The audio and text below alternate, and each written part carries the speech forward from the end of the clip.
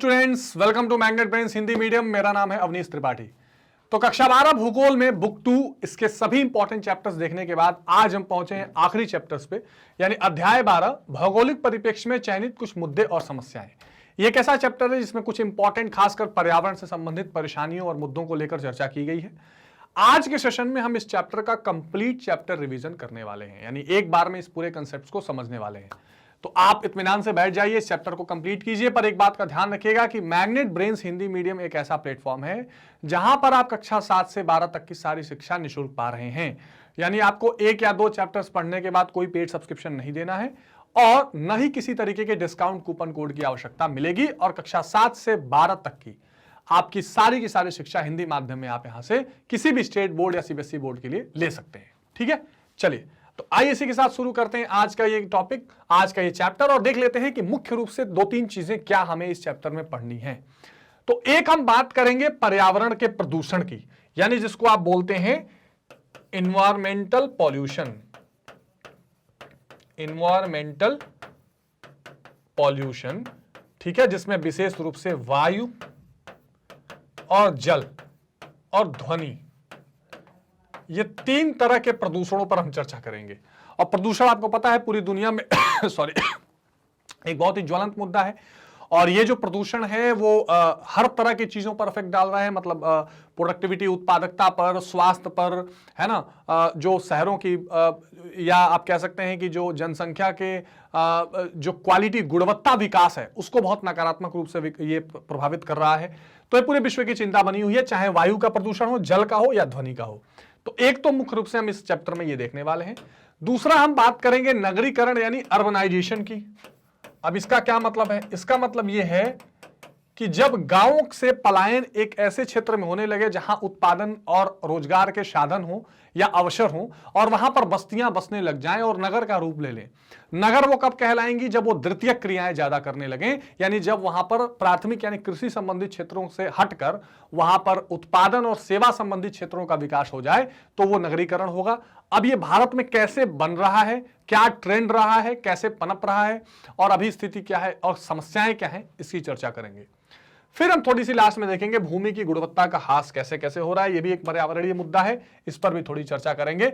तो मुख्य रूप से पर्यावरण के संदर्भ में प्रदूषण की समस्याएं, भारत में नगरीकरण और नगरीकरण किस प्रकार चीजों को प्रभावित कर रहा है उसकी समस्याएं, और भूमि गुणवत्ता से संबंधित चीजों के बारे में इस चैप्टर में पढ़ने वाले हैं।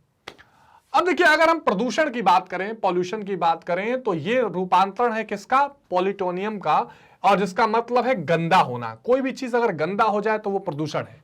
वायु है, वायु का एक, जिसमें हर वायु में अलग अलग गैसों का अलग अलग मात्रा है और उसका एक स्ट्रक्चर है, वो अगर गंदा हो जाए, उसमें चीजें इतनी ज्यादा बढ़ जाए जो नहीं होनी चाहिए, कम हो जाए जो नहीं होनी चाहिए, तो वो प्रदूषण होगा। प्रदूषण भूमि का भी होगा, वायु का भी होगा, जल के भौतिक, रासायनिक और जैविक लक्षणों के अनचाहे परिवर्तन से है। यानी भूमि हुआ, जल हुआ, वायु हुआ, इसमें वो अनचाही चीजें बल जाएं या बढ़ जाएं जो नहीं होनी चाहिए, तो वो प्रदूषण का रूप ले लेती हैं। पर्यावरण शब्द जिसको अंग्रेजी में क्या कहते हैं? एनवायरमेंट। तो फ्रांसीसी भाषा के इन्वायरोनेर से लिया गया है। इसका अर्थ है चारों ओर से घेरना। अतएव पर्यावरण के अंतर्गत वे सभी परिस्थितियां सम्मिलित हैं जो मनुष्य को किसी स्थान तथा समय पर चारों ओर से घेरी रहती हैं। पर्यावरण क्या है? जो आपके इर्द गिर्द पूरा माहौल है, जो आपके घेरे हुए है, वो आपका पर्यावरण है। समझ में आ रही है बात? और उसी के अंदर आप निवास करते हैं, जीते हैं, चीजों को देखते हैं, स्टडी करते हैं। यह समग्र वातावरण है जिसमें सभी जीव निवास करते हैं। इसके अंतर्गत जैव और अजैव दोनों प्रकार के तत्व हैं, यानी बायोलॉजिकल, या आप जिसको कह सकते हैं बायोटिक, इसके अंदर बायोटिक और एबायोटिक, ये सभी तत्व क्या होते हैं? इसके अंदर निवास करते हैं। ये आपका एनवायरमेंट, यानी living things, non living things, सभी चीजें इसके अंदर आपको घेरे हुए रहते हैं। ठीक है, दूसरे शब्दों में हम कह सकते हैं कि पर्यावरण भौतिक, सामाजिक और जैविक तत्वों की समग्रता है। ये भी ठीक है, फिजिकल, बायोलॉजिकल, ठीक है, और सोशल चीजों से जो आप घिरे हुए हैं वो आपका पर्यावरण है। अच्छा, ठीक है, ये भी समझ में आ गया। इसी का प्रकार प्रदूषण शब्द जिसका मतलब पॉल्यूशन है, लैटिन भाषा के पॉल्यूशन से लिया गया है और इसका अर्थ है गंदा करना। मतलब अगर आप जो आपका जो पर्यावरण है, आपका जो इर्द गिर्द का इलाका है, अगर वो गंदा कर दिया आपने, जो तत्व उसमें होने नहीं चाहिए वो होने लगे, तो वो आपका प्रदूषण है। साधारण शब्दों में प्रदूषण का अर्थ भूमि, वायु, जल के भौतिक, रासायनिक और जैविक लक्षणों में अनचाहे परिवर्तन से है जो मानव और अन्य जीवन पर प्रभाव डालता है। तो किसी चीज के फिजिकल, केमिकल, इन चीजों में जो अनचाहा परिवर्तन होता है, इसमें जो बदलाव होते हैं, इससे संबंधित जो चीजें हैं वो क्या है, इसको हम पर्यावरण का प्रदूषण कहते हैं। भारत में पर्यावरण प्रदूषण बहुत बड़े पैमाने पर है। उसका मुख्य कारण नगरीकरण, औद्योगिकीकरण और बढ़ती हुई जनसंख्या है। तो जो अर्बनाइजेशन हो रहा है, जो इंडस्ट्रियलाइजेशन हो रहा है, जो पॉपुलेशन बढ़ रहा है, इस कारण क्या होता है, प्रदूषण होता है। भारत जनसंख्या के दृष्टिकोण से विश्व का दूसरा बड़ा देश है और अधिकांश भागों में घनी जनसंख्या निवास करती है, और ये सबसे बड़ा फैक्टर प्रदूषण का बनती जा रही है। क्योंकि इससे क्या होगा, ये हर चीजों का अधिक इस्तेमाल करेगी, मांग ज्यादा होगी तो उद्योग ज्यादा लगेंगे, उत्पादन होगा, धुआं निकलेगा, गाड़ियों का प्रयोग ज्यादा होगा, परिवहन के साधन ज्यादा इस्तेमाल किए जाएंगे, तो इससे और ज्यादा प्रदूषण फैलेगा। इसके साथ साथ अगर आप देखें तो कृषि भी ज्यादा होगी, कृषि पर लोड पड़ेगा तो कृषि के लिए रासायनिक खाद डाले जाएंगे, भूमि में चीजें चेंज होंगी, गड़बड़ होंगी, घरों से बहुत सारा कचरा निकलकर नदियों में, नालों में बहेगा, उससे जल का प्रदूषण होगा। तो ये सारी चीजें जनसंख्या के साथ बहुत तेजी से जुड़ी हुई है, इसमें कोई दो राय नहीं है। बड़े पैमानों पर संसाधनों का उपयोग और कूड़े करकट का उत्पादन होगा। पर्यावरण प्रदूषण जनसंख्या अनुपात में होता है, बिल्कुल ठीक बात। जितनी ज्यादा जनसंख्या होगी पर्यावरण का प्रदूषण उतना ज्यादा होगा, कम जनसंख्या होगी तो कम होगा, ठीक है। इसके अतिरिक्त भारत की अधिकांश जनसंख्या मलिन बस्तियों में रहती है और उनका स्तर गरीबी रेखा के नीचे है और मूलभूत सुविधाओं का अभाव है। अब मलिन बस्तियां क्या हैं, जैसे मान लीजिए यहां पर कोई इंडस्ट्री लगी है, ठीक है, अब इस इंडस्ट्री के आसपास कुछ कॉलोनी बस गई, वहां पर कुछ लोग आके रह गए। कुछ लोग गांव से आए जो बगल में इधर सड़कों के किनारे, रेलवे लाइंस के किनारे, उनको कहीं जमीन, उनको कहीं घर नहीं मिला तो उन्होंने झोपड़पट्टियां लगा के और वहां पे रहना शुरू किया। अब वहां सरकार ने न सड़क बनाई, न बिजली दिया, न पानी दिया, तो वो गंदगी से फिर किसी तरह वहां जीवन यापन कर रहे हैं। तो ये सारी चीजें क्या है, मलिन बस्तियां इसको कही जाती हैं। अब प्रदूषण के अगर प्रकार की बात करें तो वायु प्रदूषण, जिसको आप क्या कहते हैं, एयर पॉल्यूशन, ठीक है, आजकल ये बहुत ज्यादा न्यूज में रहता है, आपने दिल्ली में देखा होगा। इसमें पीएम मटेरियल होता है, पार्टिकुलेट मैटर्स जो होते हैं, ये क्या होते हैं कि आप एक तरह से कह सकते हैं कि वायु में जिस जो वायु की जो गुणवत्ता है वो कितनी अच्छी या कम है, ये पार्टिकुलेट मैटर से भी देखा जाता है। उसमें अगर ज्यादा होगा तो इसका मतलब कि आपको सांस लेने में दिक्कत होगी, परेशानी होगी, और ये क्रिएट करता है स्मॉग, एक शब्द है, ध्यान रख लीजिएगा, स्मॉग, यानी हवा में वो सारे धुएं और गंदगी जब जम जाती है तो स्मॉग वो क्रिएट करता है और आपको दिक्कतें होती हैं। दिल्ली के आसपास के क्षेत्रों में ये बहुत होता है और उसके कई कारण होते हैं, उद्योगों का प्रदूषण, गाड़ियों से निकलने वाला प्रदूषण, खेतों में जो किसान पराली जलाते हैं उसका भी उसमें धुआं शामिल होता है, तो ये एयर पॉल्यूशन है। इसके अलावा इसमें और कई चीजें एयर पॉल्यूशन में होती हैं, चर्चा करेंगे। जल प्रदूषण, जिसको आप कहते हैं वाटर पॉल्यूशन। अब वाटर में क्या है, वाटर में भी सारी चीजें, वाटर का मतलब जल का भी अपना एक गुण है, उसके भी अपने भौतिक स्ट्रक्चर है, इसमें कौन कौन सी चीजें कितनी मात्रा में रहेंगी। अब उसमें अगर वो बहुत ज्यादा हो जाए, एक शब्द होता है यूट्रोफिकेशन, कभी कभी जो पानी में जो न्यूट्रिएंट्स होने चाहिए वो जरूरत से ज्यादा हो जाते हैं तो भी वो प्रदूषित माना जाएगा, और कभी कभी उसमें गंदे न्यूट्रिएंट्स जम जाते हैं, आ जाते हैं, तो भी वो गंदा माना जाता है। तो जल का प्रदूषण, उसके कई कारण हैं, जैसे नदी नालों और उद्योगों का गंदा पानी पानियों में छोड़ा जाता है, या कुछ ऐसे मिनरल्स वहां बढ़ने लग जाने से कहीं कहीं भौम जलों में आर्सेनिक बहुत बढ़ जाता है, तो ये सब जल के प्रदूषण के कारण हैं। कई बार वर्षा का जल है, उसमें सल्फर डाइऑक्साइड, सल्फरिक एसिड सब मिल जाते हैं और वो एसिड रेन बन जाता है, ये सब क्या है, जल प्रदूषण है। ध्वनि प्रदूषण, जिसको आप बोलते हैं साउंड पॉल्यूशन, मतलब आप शहर में रह रहे हैं और दिन रात गाड़ियों की आवाजें आपको आ रही हैं, उनके साउंड की आवाजें आ रही हैं, उनके हॉर्न की आवाजें आ रही हैं, तो आपका मेंटल स्टेबिलिटी खराब होती है। मृदा प्रदूषण, जिसको बोलते हैं सॉइल पॉल्यूशन, जैसे मान लीजिए कि जो जमीन है उसमें आप खेती कर रहे हैं और उस पर इतना ज्यादा आपने उर्वरक, खाद, ये सारी चीजें डाल दी कि उसकी जो गुणवत्ता या उसका जो एक अपना स्ट्रक्चर है वो बिल्कुल बिगड़ गया, तो ये सब प्रदूषण के प्रकारों में हम इनको गिनते हैं। वायु प्रदूषण, जल प्रदूषण, ध्वनि प्रदूषण, भूमि या मृदा प्रदूषण, ये 4 तरह के प्रदूषण हैं, इसको आप अच्छे से नोट किए रहिएगा, जो आपके लिए बेहद खास माने जाएंगे। वायु प्रदूषण की बात करें तो हमारे वायुमंडल में अनेक प्रकार की गैसें हैं, नाइट्रोजन 78%, ऑक्सीजन 20%, कार्बन डाइऑक्साइड 0.03%। अब ये जो वायुमंडल में गैसेज हैं ये एक निश्चित मात्रा में फिक्स की गई हैं और इसकी अपनी उपयोगिता भी है, लोगों के जीवन के लिए भी, पौधों के जीवन के लिए भी और भूमि को बने रहने के लिए भी। लेकिन जब ये गैसेज अनायास रूप से बढ़ने लगते हैं या कोई घटने लग जाए या अनवांटेड और गैसेज मिलने लग जाए तो फिर वो वायु प्रदूषण का रूप ले लेती है। इसके अतिरिक्त hydrogen, organ, neon, krypton, neon हल्की गैसेज भी हैं। इन गैसें के अतिरिक्त वायुमंडल में जलवाष्प और धूल के कण भी हैं। यही जो धूल के कण है ना, ये कभी कभी इतने ज्यादा बढ़ जाते हैं कि वो वायु एकदम गंदी हो जाती है, ठीक है। वायुमंडल जैवमंडल का एक आवश्यक तत्व है और इसके बिना मानव जीवित नहीं रहेगा। मनुष्य एक दिन में 22,000 बार सांस लेता है। इससे वह सांस लेते समय ऑक्सीजन का प्रयोग करता है। यह ऑक्सीजन हमें कहीं ना कहीं शुद्ध रूप में नहीं मिलती है। कई बार ऐसा होगा कि ऑक्सीजन हमें शुद्ध रूप से नहीं मिल रही है, उसमें पार्टिकुलेट मैटर्स या धूल के कण या कुछ चीजें इतनी खराब जा रही हैं जो आपके सांस के लिए दिक्कत पैदा करती हैं। इस ऑक्सीजन के साथ sulphur dioxide, hydrogen sulphide, carbon monoxide, धूलीकरण, ज्वालामुखी विस्फोट से निकली गैसें वायुमंडल में मौजूद रहती हैं और इन्हीं के कारण वायु प्रदूषित हो रही है। और जितनी इंडस्ट्रीज हैं जितनी तेजी से बढ़ रही हैं वो इस चीजों को और बढ़ा रही हैं। जैसे टायर जल रहा है, कार्बन मोनोऑक्साइड हवा में जा रहा है, आप सांस ले रहे हैं तो आपके लिए दिक्कत है। तो ये सारी चीजें बिल्कुल यहां पर स्पष्ट है। विश्व स्वास्थ्य संगठन के अनुसार वायु प्रदूषण वायु की वह स्थिति है जिसमें मनुष्य और उसके वातावरण के लिए हानिकारक तत्व प्रवेश कर जाते हैं। भारत में वायु प्रदूषण का मुख्य कारण नगरीकरण और औद्योगिकीकरण है, यानी इंडस्ट्रियलाइजेशन और अर्बनाइजेशन। जितने शहर बसेंगे और जितने फैक्ट्रीज लगेंगी, एक तरह से दोनों पूरक भी हैं, उतना ज्यादा वायु प्रदूषण होगा। गाड़ियों से निकलेगा धुआं, उद्योगों से निकलेगा धुआं, है ना, ये प्रदूषण का मुख्य कारण बनता चला जाएगा।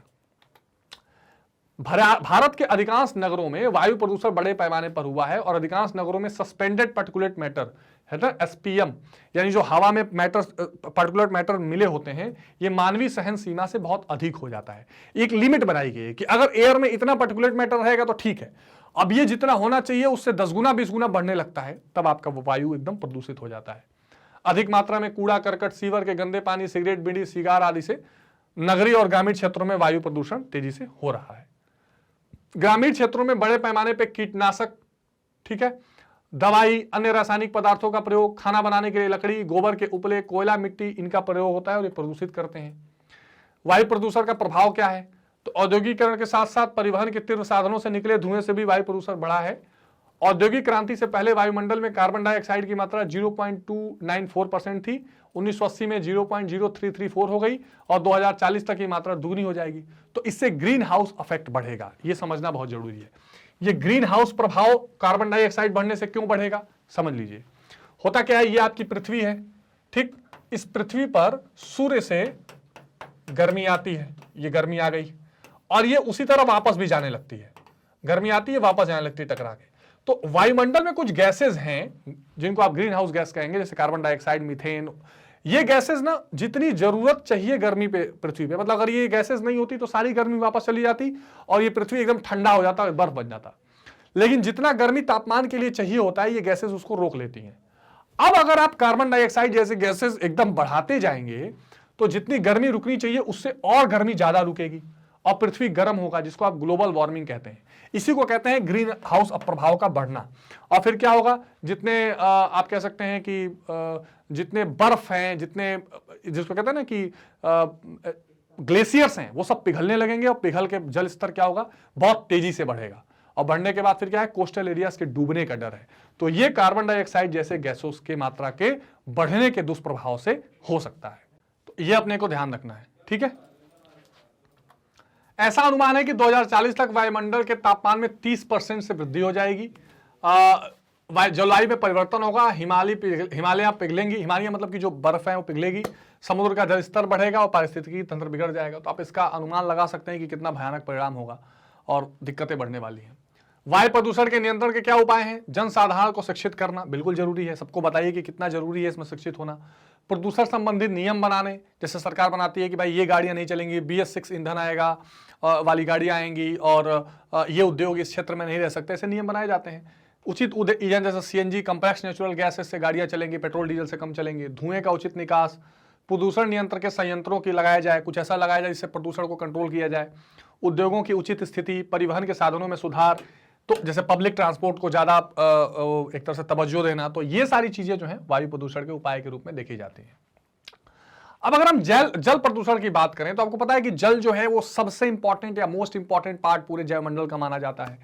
मानव के लिए शुद्ध जल उपलब्ध होना आवश्यक है और आपको पता है कि जो टोटल 3/4 भाग जल है, लेकिन जो शुद्ध जल है वो दशमलव में है, बहुत कम है। और उसमें भी जो ग्राउंड वाटर है, जिसका आप पानी डायरेक्ट निकाल के पीते हैं, वो तो और कम है, बाकी ग्लेशियर्स में है। तो ये बहुत जरूरी हो जाता है कि जल को हम प्रदूषण से बचाएं, क्योंकि इसका सीधा लिंक हमारे स्वास्थ्य से है। हमें अपने जल संसाधन का बहुत अधिक और बड़े पैमाने पर दुरुपयोग किया है। प्रदूषित जल का मानव और पशु पक्षियों के जीवन पर हमेशा प्रतिकूल प्रभाव पड़ता रहा है। क्या कारण है जल प्रदूषण के? औद्योगिक कूड़ा करकट, बहुत बड़ी बड़ी इंडस्ट्रीज हैं जहां से जो वेस्ट निकलता है, इंडस्ट्रियल वेस्ट, वो सीधे नदियों में, झीलों में, नहरों में डाल दिया जाता है। रासायनिक तत्व जो है, केमिकल पार्ट्स हैं, रंगाई का गंदा पानी, यानी कि बहुत कपड़ों में रंगाई होती है, वो गंदा पानी हम नदियों में या जलों में छोड़ देते हैं। तो कई कारण इसके होते हैं, ये कुछ प्रमुख कारण है इसमें। अब जल प्रदूषण के अगर प्रभावों की बात करें, हेल्थ के हिसाब से बात करें, तो हैजा आपको पता है ये बहुत बड़ा बीमारी, टाइफाइड, पीलिया, तो ये कुछ ऐसे बीमारी हैं जो वाटर बॉर्न डिजीजेस हैं। अगर गलत पानी आप पिएंगे तो ये सारी बीमारियां आपको लग सकती हैं, और इससे खास करके छोटे छोटे बच्चे भी प्रभावित होते हैं, बड़े लोग भी प्रभावित होते हैं। तो ये जो पानी है वो बहुत साफ होना चाहिए, और पानी के प्रदूषण से बीमारियां होती हैं। उपाय क्या है? जनसाधारण को जागरूक किया जाए कि भाई आप जो आपका पानी है उसको गंदा होने से बचाइए। जो अगर बगल में नदी नाले हैं तो उसमें आप जैसे आप देखिए बहुत सारे सभी धर्मों के त्योहारों में बहुत सारी ऐसी चीजें होती हैं जो आप लाके नदियों को प्रदूषित करते हैं या जलों को प्रदूषित करते हैं। उसका एक तरीका बनाया जाए कि किस तरीके से ये करना है। जैसे मान लीजिए कि जो उद्योग लगाए जा रहे हैं उन उद्योगों के बहुत सारे पाइप्स हैं, पाइपलाइन जैसे आप देख सकते हो, सीधे बगल के नालों और नदियों में छोड़ दिए जाते हैं, गंदा पानी उसमें जाता है। तरह तरह के ऐसे केमिकल्स का इस्तेमाल किया जाता है जो उद्योगों में, जो केमिकल्स जाकर उस नदी के पानी को पूरा प्रभावित या खराब कर देते हैं। तो ये नहीं होना चाहिए। मलमूत्र का सीधा जलाशय में विसर्जन नहीं होना चाहिए। कूड़ा करकट आदि का जल में फेंका जाए, ऐसा न हो, मतलब न फेंका जाए। अजले शव या मरे पशुओं को नदियों में न डाला जाए जिससे जल और खराब हो। तो ये सारी चीजें हैं। नमामि गंगे कार्यक्रम एक बहुत इंपॉर्टेंट कार्यक्रम है जो गंगा जल को साफ या गंगा नदी को साफ करने के लिए बनाया जा रहा है। केंद्र सरकार का कार्यक्रम है। शहरों में सीवर ट्रीटमेंट की व्यवस्था की जाए, यानी जो नाले हैं उनको पहले ट्रीट किया जाए, उसमें केमिकल्स डाला जाए कि वो नाले साफ हो जाएं, गंदगी हट जाए, तब जाके उनको नदियों में डाला जाए। औद्योगिक प्रवाह पर निगरानी रखी जाए कि जो उद्योगों का जल है वो कहाँ जा रहा है। नदियों के किनारे वृक्ष लगाए जाएं, नदियों की स्वच्छता का विकास किया जाए, गंगा ग्राम का विकास किया जाए, यानी गंगा के किनारे जो गांव बसे हुए हैं उन गांवों में जो अवशिष्ट पदार्थ आ रहे हैं या जो उसमें दिक्कतें हैं जिससे नदी गंदी हो उसको ठीक किया जाए। नदी स्वच्छता के बारे में लोगों को जागरूक किया जाए। हरिद्वार, ऋषिकेश, गढ़मुक्तेश्वर, मथुरा, वृंदावन, कानपुर, प्रयागराज, वाराणसी, पटना, साहिबगंज, कोलकाता, नवद्वीप जैसे शहरों के लिए समग्र नदी सतह और घाट स्वच्छता कार्यक्रम, ये बहुत बड़ा कार्यक्रम है, इसको किया जाए ताकि नदी को साफ किया जा सके। फिर आएगी बात ध्वनि प्रदूषण की। तो अनचाही ऊंचे स्वर को की ध्वनि को शोर कहते हैं। शोर से होने वाली बेचैनी को ध्वनि प्रदूषण कहते हैं। ध्वनि की तीव्रता को डेसिबल में मापा जाता है। तो अगर एक निश्चित डेसिबल से ज्यादा अगर आप ध्वनि निकालते हैं तो जाहिर सी बात है फिर वो आपके लिए एक सरदर्द बनेगी, एक समस्या बनेगी। और खास करके जो नगरीकरण है या बड़े बड़े जो शहर हैं उन शहरों की बहुत बड़ी समस्या है ध्वनि प्रदूषण। क्योंकि ध्वनि प्रदूषण से क्या होता है, फिर आपके हर तरह के कंसंट्रेशन में दिक्कत आती है। आप पढ़ाई नहीं कर सकते, आप ऑफिशियल काम नहीं कर सकते, और आपका मानसिक संतुलन भी इससे बिगड़ता है। तो इसको भी बचाने की जरूरत है। मनुष्य के द्वारा श्रवण की शुरुआत 0 डेसिबल है, जबकि रॉकेट इंजन द्वारा 180 डेसिबल की ध्वनि पैदा की जाती है। 70-80 डेसिबल की ध्वनि मनुष्य के लिए हानिकारक है। तो इससे ज्यादा डेसिबल नहीं होना चाहिए, ये भी जरूरी है। ध्वनि प्रदूषण की बात करें तो 70 डेसिबल से अधिक ध्वनि ध्वनि प्रदूषण कहलाती है। ये नोट कर लीजिएगा ध्वनि प्रदूषण के लिए। इसमें बहरापन, मानसिक तनाव, रक्तचाप, हृदय रोग, चिड़चिड़ापन, काम करने की क्षमता में कमी, ये सारी चीजें ध्वनि प्रदूषण से होती हैं, यानी डायरेक्टली आपके स्वास्थ्य से संबंधित है। तो 70 डेसिबल से ज्यादा, आप देखिए आजकल तो ट्रेंड हो गया है गाड़ियों में, शॉपिंग मॉल्स में, शादियों में बहुत हाई वॉल्यूम का डीजे बजाना, और ये सारी चीजें क्या कर रही है, बीमारियों को पैदा कर रही है। ध्वनि प्रदूषण का प्रभाव क्या है? तो अधिक ऊंचे स्वर वाली तीव्र ध्वनि को काफी समय तक सुनने से बहरापन हो सकता है, मानसिक तनाव और रक्तचाप यानी कि बीपी हाई हो सकती है, हृदय का रोग, चिड़चिड़ापन, थकावट, ये सारी चीजें इसके प्रभाव क्या, नकारात्मक प्रभाव एक तरह से होते हैं। क्या इसके उपाय हैं? तो अधिक ध्वनि पैदा करने वाली पुरानी मशीनों के स्थान पर नई मशीनें लाई जाएं। कई सारे इंडस्ट्रीज होती हैं या कहीं होता है जहां पुरानी मशीनें हैं वो इतना खट आवाज करती हैं कि फिर वो एक आपके लिए सरदर्द बन जाती हैं। कानों में रुई डालकर कानों की सुरक्षा करनी चाहिए। ध्वनि वाले स्थानों पर उचित ध्वनि अवरोधक का इस्तेमाल करना चाहिए ताकि ध्वनि को क्या कर सके, एब्जॉर्व कर सके। ठीक है। सामाजिक और धार्मिक उत्सवों में उच्च ध्वनि के प्रयोग पर रोक होनी चाहिए। कई बार मान लीजिए सामाजिक उत्सव है, कोई नेता की रैली है, खूब शोर मचाया जा रहा है, या मान लीजिए कोई धार्मिक कोई आयोजन है उसमें खूब शोर माइक से हो रहा है, तो इसे कंट्रोल करना चाहिए। वाहनों पर नियंत्रित गति रखनी चाहिए। बाईपास रास्ते निकालकर शहर के अंदर जो ध्वनि है, जो गाड़ियों की बहुत ज्यादा भीड़ से टी पी पी आवाज आती है, ये सब हम उसको क्या कर सकते हैं, थोड़ा सा डाइवर्ट कर सकते हैं। ठीक है।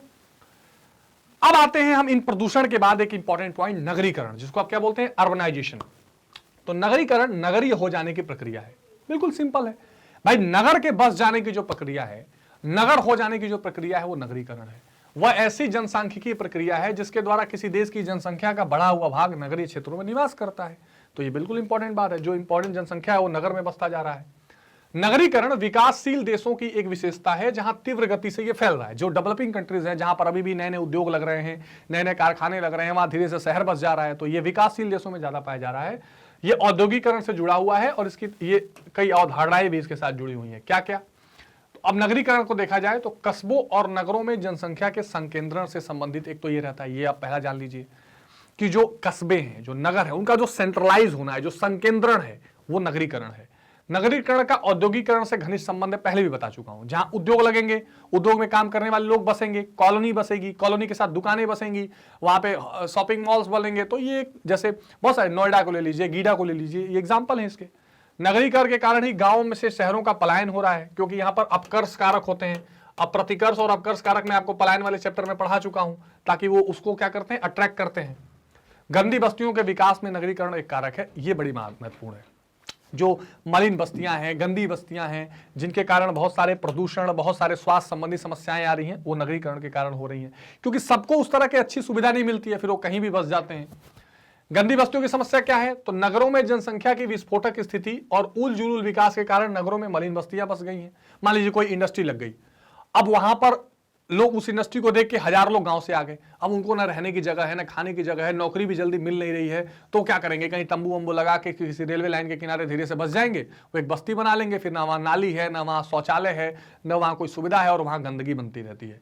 मलिन बस्तियां कई बड़े नगरों के विशेष लक्षण बन चुके हैं। भारत में मलिन बस्तियों की परिभाषा मलिन बस्ती अधिनियम 1956(3) के अनुसार है। इन बस्तियों के भवन मानव निवास के लिए सर्वथा अनुपयुक्त होते हैं। भवन में जीर्ण शीर्ण स्थिति यानी टूटा फूटा होता है, अत्यधिक भीड़ भाड़, गलियों की दोषपूर्ण व्यवस्था, वायु संचार की कमी, बहुत वहां पे हवा भी ठीक से नहीं जाती है, अपर्याप्त रोशनी, शौचालय सुविधा का अभाव, स्वच्छ पेयजल की कमी, अन्य दूसरे घटक जो सुरक्षा, स्वास्थ्य और नैतिकता के लिए हानिकारक हैं, इसका पाया जाता है। न वहां पर सोशल कोई सिक्योरिटी है, न वहां पर कोई आप कह सकते हैं कि पीने का पानी है, न अच्छा शौचालय है, न वहां पे हवा अच्छी है। तो एक तरह से आप कह सकते हैं कि नारकीय जीवन उन बस्तियों में होता है। तो ये मलिन बस्ती की समस्या है। इसको भी आप, ये भी क्या है, जैसा हम चैप्टर का नाम है ना कि हमारा भौगोलिक में कुछ चाइनीज समस्याएं, तो वो भी एक चाइनीज समस्या है जिसको लेकर दुनिया जूझ रही है। अब एक जो इंपॉर्टेंट चीज है, भूमि की गुणवत्ता का ह्रास, ये भी एक बहुत बड़ी समस्या हो रही है आज के दुनिया में। तो ये क्या है, सीधे सीधे मृदा प्रदूषण से जुड़ा हुआ है। मृदा प्रदूषण, मृदा अपरदन, दो तीन ऐसी चीजें हैं। मृदा अपरदन क्या है? सॉइल इरोजन, जैसे मान लीजिए पानी या हवाओं से सॉइल का ऊपरी भाग बह जाना, यह अपरदन है। प्रदूषण क्या है? सॉइल वही है पर उसकी फर्टिलिटी, उसका उत्पादकता, उसकी जो क्वालिटी थी वो खराब होते जाना। जैसे अब आप अंग्रेजों के काल में देखें तो अंग्रेज कहते थे कि आप इंडिगो या नील की खेती करिए, जिससे वहां की उसकी जो न्यूट्रिएंट्स थे वो खराब होते जाते थे। तो वो एक स्थिति थी। अभी भी धीरे धीरे क्या है, बहुत ज्यादा यूज अगर आप करेंगे सॉइल का, बार बार एक ही तरह के फसल लगाएंगे, खूब फसल लगाएंगे, खूब कीटनाशक डालेंगे, खूब उर्वरक डालेंगे, तो वो खराब होता जा रहा है। मृदा, ये मृदा हो जाएगा, ठीक है। मृदा कटाव के लिए मिट्टी में बैक्टीरिया की कमी, ह्यूमस और जीवांश की कमी, डीडीटी का अधिक प्रयोग, एल्ड्रिन का प्रयोग, ये ऐसी चीजें हैं जिसके कारण मृदा क्या हो रही है, खराब हो रही है, प्रदूषित हो रही है। मृदा में जो लवण है, यानी कि एक तरह से कह सकते हैं जो उसके न्यूट्रिएंट्स हैं, खनिज तत्व हैं, कार्बनिक पदार्थ हैं, गैस और जल का एक अनुपात होता है, बिल्कुल ठीक बात है। मृदा जो होता है उसमें नाइट्रोजन, फास्फोरस, ये सारी चीजें एक मतलब जो इंपॉर्टेंट लवण हैं वो मौजूद रहते हैं। अब इसका अधिक या कम होगा तो बेकार हो जाएगा। मिट्टी में इन पदार्थों की मात्रा और अनुपात में कई कारण द्वारा उत्पन्न परिवर्तन को मृदा प्रदूषण कहते हैं। तो ये जो रेशियो है अलग अलग चीजों का मृदा में, अगर ये कम या ज्यादा हो या परिवर्तन हो तो ये मृदा प्रदूषण हो जाता है। और भूमि की, उसके बाद भूमि की जो गुणवत्ता है वो धीरे धीरे क्या होती है, खत्म हो जाती है, क्वालिटी भूमि की खत्म होने लगती है। तो वास्तव में मिट्टी की गुणवत्ता की ह्रास की मृदा प्रदूषण कहलाता है। तो अगर आपसे कोई पूछे कि भाई सॉइल पॉल्यूशन क्या है, मृदा प्रदूषण क्या है, तो मिट्टी की गुणवत्ता में धीरे धीरे कमी आ जाना, उसकी क्वालिटी में कमी आ जाना, जिससे वो ज्यादा प्रोडक्शन न कर दे पाए या अपनी पुरानी फर्टिलिटी को न गेन कर पाए, वो मृदा प्रदूषण है। अच्छा, मिट्टी की गुणवत्ता में ह्रास के क्या कारण है? तीव्र गति से मृदा का कटाव, मिट्टी में बैक्टीरिया की कमी, मिट्टी में आवश्यक मात्रा में कम या अधिक नमी हो जाना, ये सब इसका कारण होता है, ठीक है। ह्यूमस या जीवांश की कमी, मिट्टी में भिन्न प्रकार के प्रदूषकों के प्रवेश का सांद्रण है, अत्यधिक मात्रा में रासायनिक उर्वरकों का प्रयोग, मैंने पहले बताया था फर्टिलाइजर्स का, खास करके जो भारत में हरित क्रांति हुई उसके बाद तो और ज्यादा हो गया। मिट्टी के सहज स्वास्थ्य में असंतुलन पैदा हो रहा है और इससे एक बहुत बड़ा नुकसान देखा जा रहा है। भूमि प्रदूषण का प्रभाव क्या है? भूमि प्रदूषण का मानव और जैव समुदाय पर दूरगामी प्रभाव पड़ता है। इससे मिट्टी की उर्वरता में कमी आती है और मिट्टी कृषि कार्य के लिए अनुपयुक्त हो जाती है। ये भी बात सही है। मिट्टी में बढ़ती हुई अम्लीयता और क्षारीयता मिट्टी के संगठन को प्रभावित करती है और मृदा कटाव, मिट्टी जो है धीरे धीरे कटना शुरू हो जाती है। अत्यधिक मात्रा में रासायनिक उर्वरक तथा कीटनाशकों का प्रयोग करने से प्रदूषक तत्व आहार श्रृंखला में भी पहुंच जाते हैं। बिल्कुल सही बात है। मान लीजिए अगर मिट्टी में बहुत ज्यादा फर्टिलाइजर्स होंगे तो फिर उससे क्या होगा, उसमें जो पौधा जमेगा उसमें भी वो चीजें रहेंगी और लोग उसको खाएंगे, फिर वो जो फूड चेन है वो जाता जाएगा और खराब होंगे लोगों के स्वास्थ्य। तो मनुष्य और पशुओं के स्वास्थ्य पर भी इसका बहुत प्रभाव पड़ता है। तो मृदा प्रदूषण का केवल फसलों पर ही प्रभाव नहीं है, मनुष्य के स्वास्थ्य पर भी बहुत बड़ा प्रभाव देखा जाता है। ठीक है, तो ये एक इंपॉर्टेंट पॉइंट है। फसलों का फिर उत्पादन घटने लगेगा। तो अगर आप प्रदूषण में देखें तो वायु हो, जल हो, ध्वनि हो, मृदा हो, वो सब अल्टीमेटली लोगों के स्वास्थ्य से सीधा जुड़ा हुआ है और इसीलिए दुनिया का एक बहुत बड़ा चैलेंज बनता जा रहा है और हम इसे पढ़ रहे हैं। यही रीजन है। क्या प्रदूषण को रोकने के उपाय हो सकते हैं? तो फसलों के विषैले कीटनाशकों का प्रयोग बिल्कुल विवेकपूर्ण तरीके से किया जाए। विवेकपूर्ण यानी कम ज्यादा ध्यान रख के किया जाए, बहुत जरूरत हो तभी किया जाए। मैंने आपको बताया कि जब 1967-68 में भारत में हरित क्रांति हुई, जब वहां पर फसलों का उत्पादन नहीं हो रहा था, लोग भूखमरी से मर रहे थे, तो हमने फिर उन्नतशील बीज, हाई यील्डिंग वैरायटी बीज का इस्तेमाल शुरू किया। उसमें कीटनाशक बहुत डाले गए, तेजी से प्रोडक्शन बढ़ा और लोग उसको डालते जा रहे हैं। लेकिन उसको आप क्या करना पड़ेगा, हमें रैशनल ढंग से यूज करना पड़ेगा। जो रासायनिक उर्वरक के स्थान पर हम कंपोस्ट, जो गोबर वाले खाद हैं या जो वर्मी कंपोस्ट हैं, प्राकृतिक खाद हैं, उनका इस्तेमाल अगर हम करें तो ज्यादा बेहतर होगा।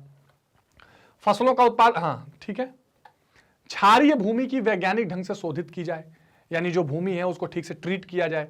जिप्सम, सिंचाई और रासायनिक खादों का प्रयोग करके मिट्टी को उर्वर बनाया जाए और ज्यादा फर्टिलिटी बढ़ाई जाए। सिंचाई और उर्वरकों का प्रयोग करने से पहले मिट्टी और पानी की जांच कर ली जाए कि पानी सही है कि नहीं, मिट्टी में उस उर्वरक की जरूरत भी है कि नहीं। कई बार हम खूब कहते हैं खाद डालो प्रोडक्शन बढ़ेगा, पता लगा उस मिट्टी में उसकी जरूरत ही नहीं होती है। डीडीटी के उपयोग पर प्रतिबंध लगाया जाए। स्थानांतरित कृषि पर रोक लगाई जाए। खेतों के किनारे, स्थानांतरित कृषि क्या होती है, जो झूम खेती वाला होता है, कट करके वहां कुछ दिन खेती कर ली फिर आगे बढ़ गए, ये ना हो। खेतों के किनारे और दाव भूमि पर वृक्षारोपण किया जाए ताकि हवा तेज आए तो मिट्टी के बहाव को रोके। खेतों के पेड़ पौधों की पत्तियां, छालें, छिलके, जड़े, तने, डंठल आदि सड़ाए जाएं। तो पेड़ों का 2-3 यूज होता है। एक तो ये होता है कि अगर मान लो बहुत तेज हवा आएगी तो वो पेड़ उस हवा को, मिट्टी के ऊपरी भाग, सतह को उड़ने से रोकते हैं और उनके जो पत्ते खेतों में गिरते हैं वो सड़ सड़ के खाद का काम करते हैं। मिट्टी कटाव के उपयोग भी किए जाए कि मिट्टी कट कट के बहे ना। ये क्या थे, ये आपके महत्वपूर्ण वो चयनित समस्याएं हैं भौगोलिक परिप्रेक्ष्य में जो आपको लेकर चलनी थी, जो समझ के चलनी थी। वायु प्रदूषण, जल प्रदूषण, ध्वनि प्रदूषण, मिट्टी का अपरदन, नगरीकरण की समस्याएं, मलिन बस्तियों की समस्याएं, सभी समस्याओं को मैंने आपसे डिस्कस कर लिया। इसमें कोई डाउट या परेशानी हो तो कमेंट बॉक्स में बताइएगा। एक बात का ध्यान रखिएगा कि मैग्नेट ब्रेन्स एक ऐसा प्लेटफॉर्म है जहां पर आप CBSE, English medium, NTSC, olympiad, CUET, spoken English, UP board, Bihar board, सबकी पढ़ाई बिल्कुल निःशुल्क कर सकते हैं बिना किसी कूपन कोड, डिस्काउंट ऑफर या किसी पैकेज के। इस वीडियो को ज्यादा से ज्यादा लाइक, शेयर और सब्सक्राइब करिए। Social media handles Twitter, Telegram, Facebook, Instagram follow करते रहिए। इसी के साथ जो चैप्टर, एक तरह से दूसरी किताब का ये आखिरी चैप्टर था, ये समाप्त भी हो गया, तो आपके ज्योग्राफी के सारे चैप्टर्स अवेलेबल है, आप पढ़ते रहिए। कोई डाउट हो तो जरूर बताइएगा। मिलते हैं अगली वीडियो में किसी नए कंसेप्ट के साथ। Take care, bye bye.